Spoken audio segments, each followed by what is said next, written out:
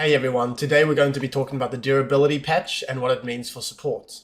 I didn't want to speculate or make clickbait at the start when they just came out. I wanted to feel out the patch a little bit and also wait for the B patch and the following patch just to give Riot some time to make the big changes in response to the durability patch and for the meta to settle just a little bit so I can give you the best perspective that I can. So what I'm going to talk about today is how support interacts with metas. Also, what gets stronger and weaker with durability, holistically speaking, and also specifically which champs to keep an eye on at the moment.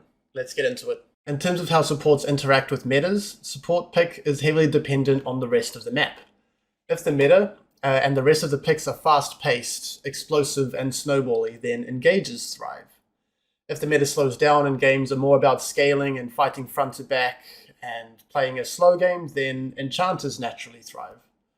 What has been the case for several years now competitively is that Riot has succeeded in ensuring action and faster paced games.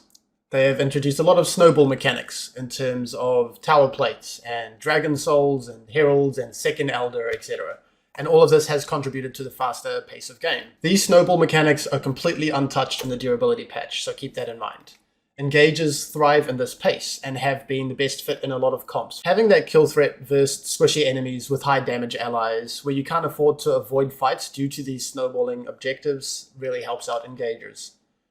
Enchanters and disengage picks, they typically thrive in front to back and scaling comps in metas. So when there are tank tops and junglers are running rampant, such as they have in the past with the likes of, Ornn top, Mundo, Sion, Poppy, etc., or the tanks in the jungle, you can think of maybe Zac, Sejuani, Tank Gragas.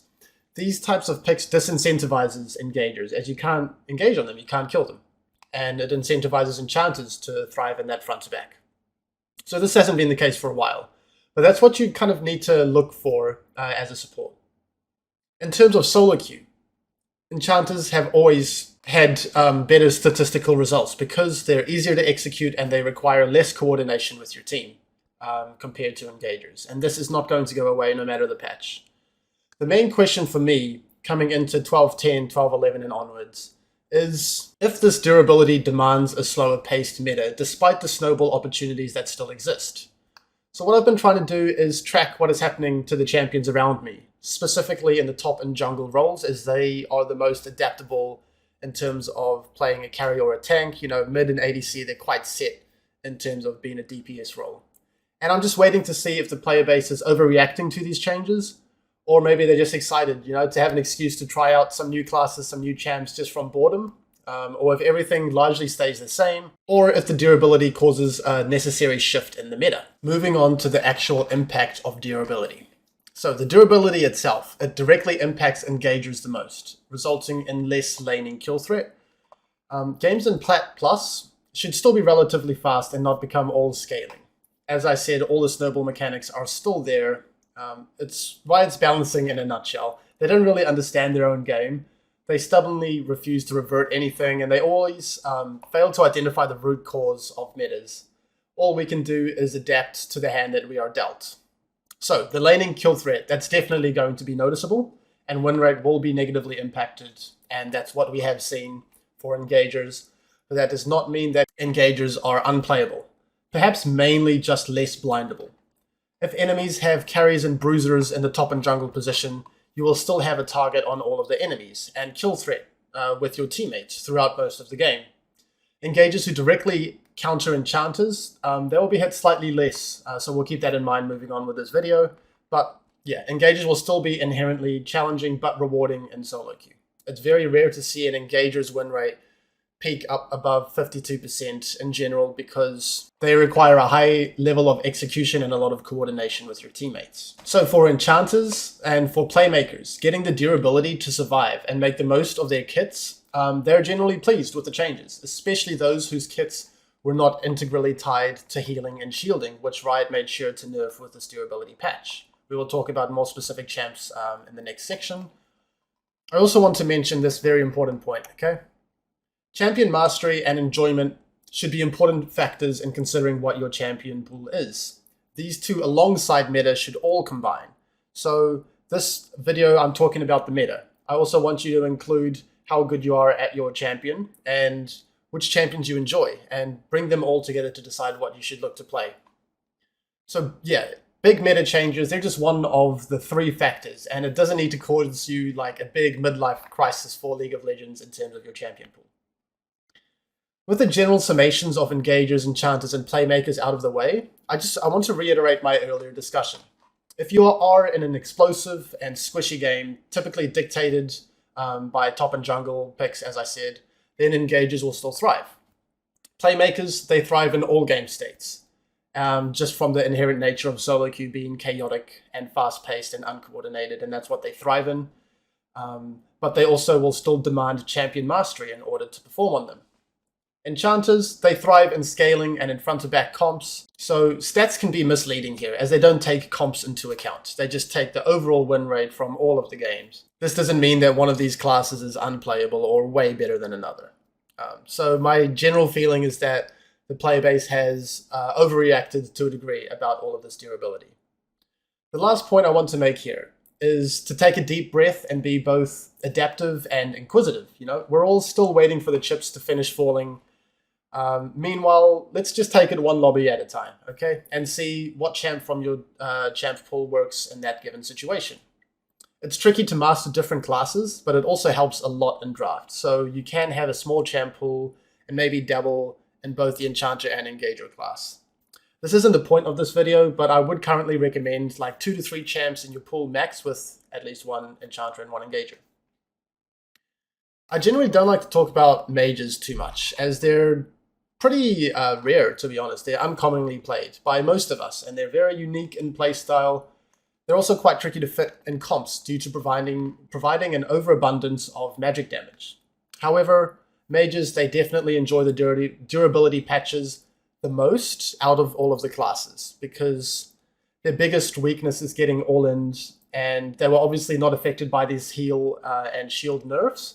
And also with the extra HP that everyone has been given, the Liandry's is especially powerful for them. So I'm not saying mages are better than enchanters and engagers, just their percentage increase has been higher. So it's worth keeping our eyes on these as well. Alright, now time for the section that everyone is probably looking for with this video, champs to keep an eye on. For enchanters, Senna, Zilean, and Renata are some that come to mind, as they appreciate the durability like other enchanters, and their identity is not impacted by the healing and the shield nerfs that Riot dished out. Senna is a lot about poking and scaling up with her souls, and can easily function in a team fight without the healing and the shielding from her ults being impacted too much. Zilean, he's a perfect example of an enchanter that was pretty much unaffected by the healing and shielding. His utility comes from his E and his ult revive mechanic, and he is just loving the changes. Also Renata, she isn't integrally tied to shielding people. Her W and her ult are a large reason why she scales so well into the mid to late, completely unaffected. I do want to briefly mention Lulu, although she is more centered around her E. Her ult base health that it gives to allies not affected, her W obviously not affected, but her E is quite an important tool in her kit. And she is less flexible in drafts typically, as you need to have a hyperscaling ADC to use her buffs. For engagers, I just want to mention that Blitz and Rel enjoy the increase in enchanters with their shield breaking capabilities. Rel's Q, Blitz's ult, although of course their overall kill threat is still hurt.